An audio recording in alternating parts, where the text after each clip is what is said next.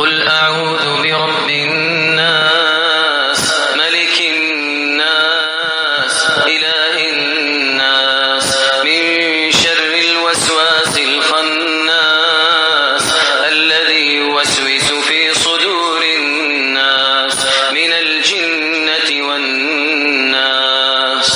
سورة الناس مکی سورت ہے. قل ورتو یا اے محمد صلی اللہ علیہ وسلم اعوذ برب الناس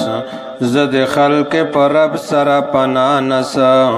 ملک الناس چد خلق بادشاہ دائی الہ الناس چد خلق حقیق معبود دائی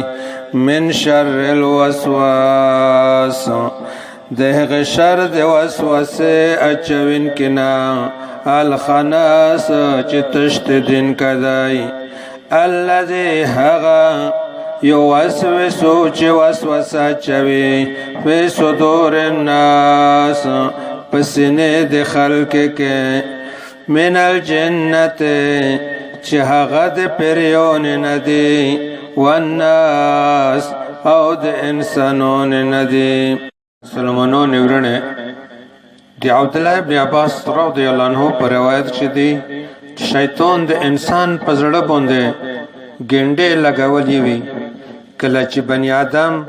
زړه غافل شي نو دای ورته وسوسه اچوي او کله چې د الله تعالی ذکر کوي نو دای لری شي او پټ شي او په دې کې یو لطیفه هشته ده چې شیطان په اصل کې کمزور دشمن دی ځکه چې د الله تعالی د ذکر مقابله نشي کولای. ورنه شیطان ها انسان ته وسوسه ورچوي او انساني شیطانون هشته دي چې هغه په غوږی کې خبره ورته کوي او د سم لیار نه خراب لیار طبيعي د قران اعظم شان د لیار نه د جهالت او د منافقت لیار طبيعي. شیطان ها کوشش کوي چې خپل دوستون ډیر کی دا کوشش وکړي چې خالص د الله تعالی عبادت او په قران عظیم شان باندې منګول ولګوي.